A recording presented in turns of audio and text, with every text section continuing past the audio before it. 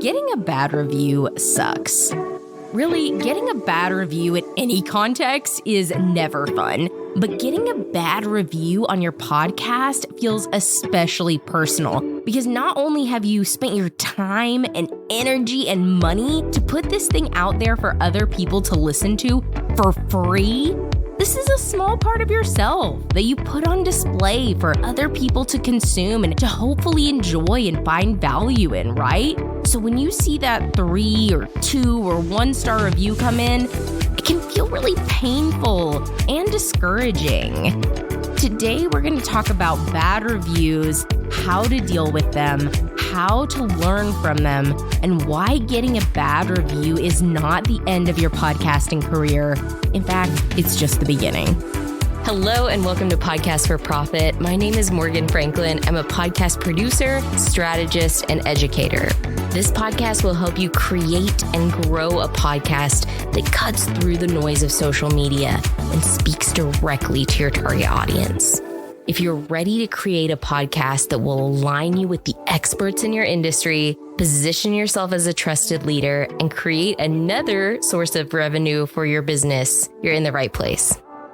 In podcasting, bad reviews are not inevitable. I want to say that if you're listening to this episode and you've never got a bad review, it is not inevitable that you will get one. But what is inevitable is people not having the exact same view as you.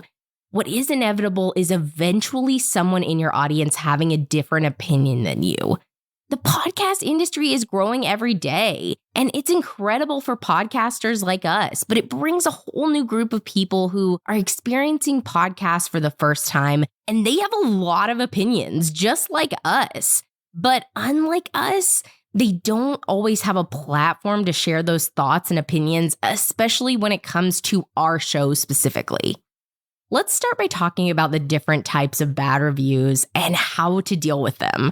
First being your standard star only, no comment, no username, no information review. If someone gives you a 2-star or a 1-star review, but doesn't have the gumption or eloquence to write why they're doing it and put their name beside it, please don't give this any attention.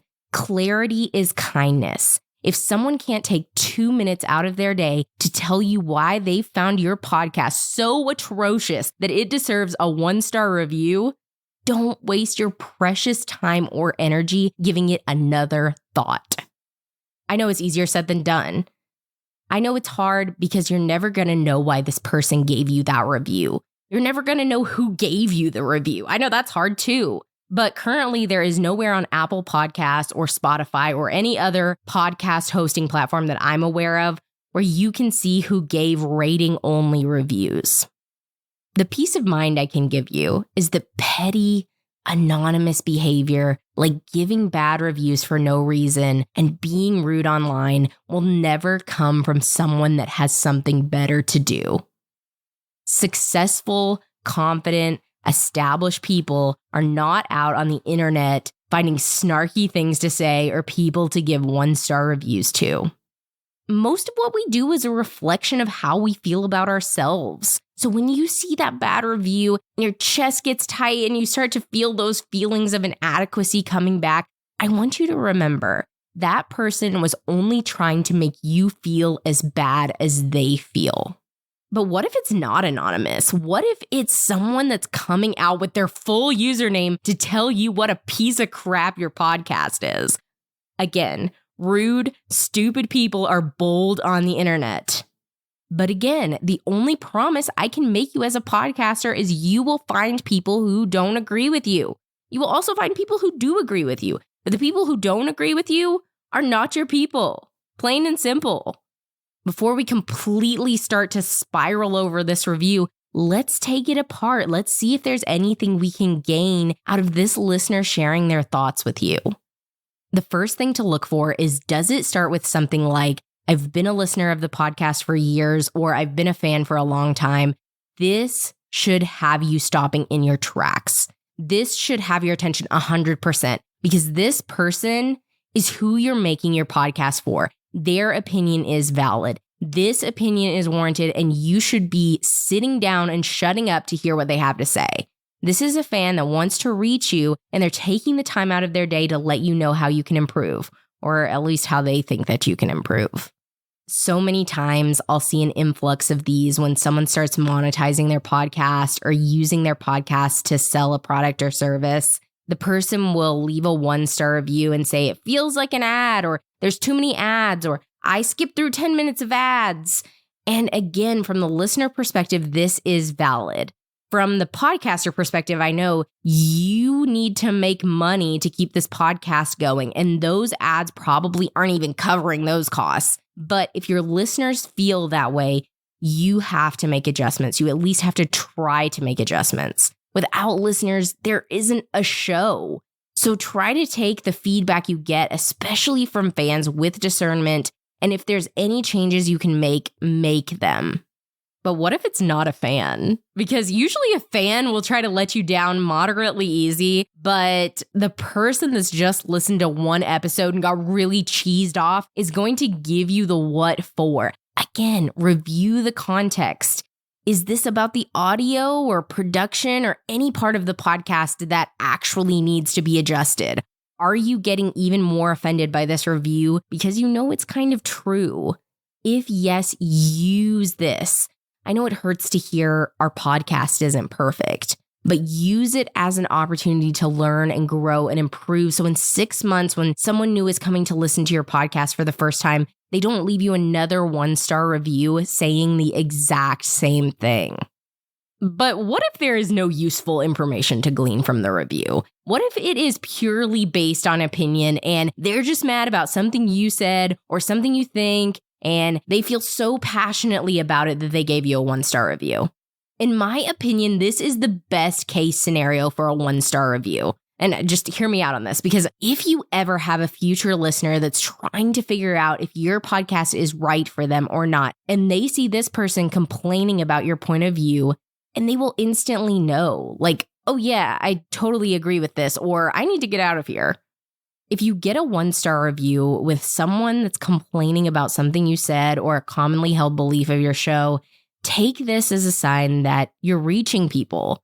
Are you reaching the exactly right people? No, clearly not, but you are out there. You have people that are finding your show, and enough people that have found your show that you found people who don't like it. And that's an accomplishment in itself. Should it be something that you're exactly striving for? No. But take this as a win. There's very little you can do about a bad review on a podcast. I've had clients in the past that have tried to get bad reviews off of Apple Podcasts. It did not work. They contacted Apple directly. Apple does not care.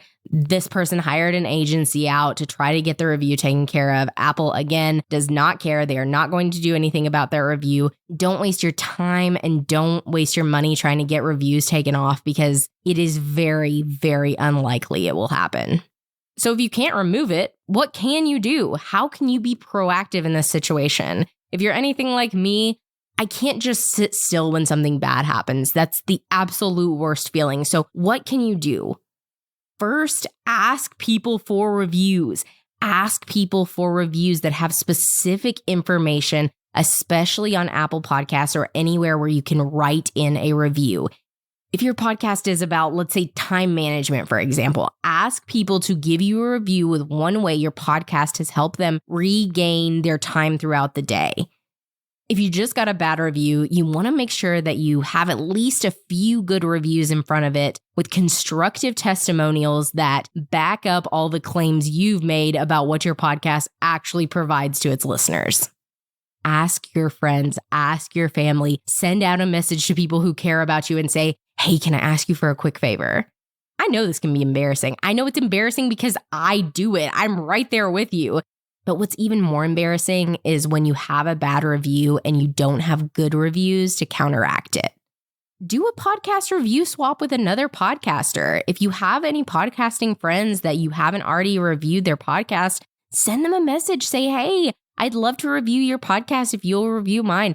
Take the time to tell them why you love their podcast and then reiterate it in your review. Try to stay calm. I know bad reviews can be heartbreaking, but the only thing you can do is try to learn from this experience if there's anything to learn. Sometimes, unfortunately, there isn't, but no, this is not a reflection of you. This is not a reflection of the hard work or dedication that you have put into this podcast. If you're having a really hard time or you just can't get past it, try this exercise. Write down on a piece of paper or in your notes app or whatever you have, I'm thankful my podcast brings people blank. And fill in that blank with something that you're thankful your podcast is providing to your listeners. Then on the next line, write, I'm proud my podcast blank. What is something that you are proud of your podcast? It can be anything, big or small. Then the last thing is, write, if I didn't have my podcast, I wouldn't have blank. And write one thing that your podcast has brought to you that you would not have if you did not have this podcast. We can't control what happens to us, but we can control how we react. We can control if we try to find the positive and be grateful for the incredible things our podcast has brought us and other people. So we can completely spiral out of control and think the world is on fire and no one is ever going to listen to our podcast again or take us seriously or subscribe to our show. And if you're thinking any of those things, it is not true.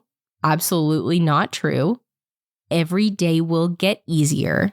Look at all your favorite podcasts and read some of the totally unhinged, goobery reviews and know that you are not alone in this crazy world.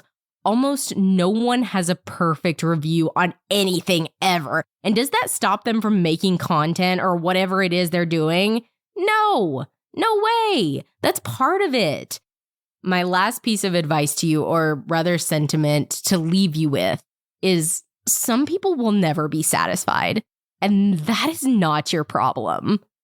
If you've recently had a bad review or you just want to test out your asking for review skills, send me an email with a few sentences about your podcast and a link to your podcast where you'd like me to review. I'll include this address in the show notes, but my email address is review@morganfranklin.media.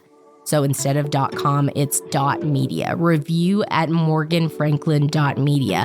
I'll answer these messages in the order they're received. I can only listen to so many podcasts a day, but I will personally listen to one episode for everyone that messages me and takes the time. And thank you for listening. If you're still here and you haven't rated this podcast, I would really appreciate it if you did. It helps more podcasters find the podcast, and it helps me know that I'm on the right track.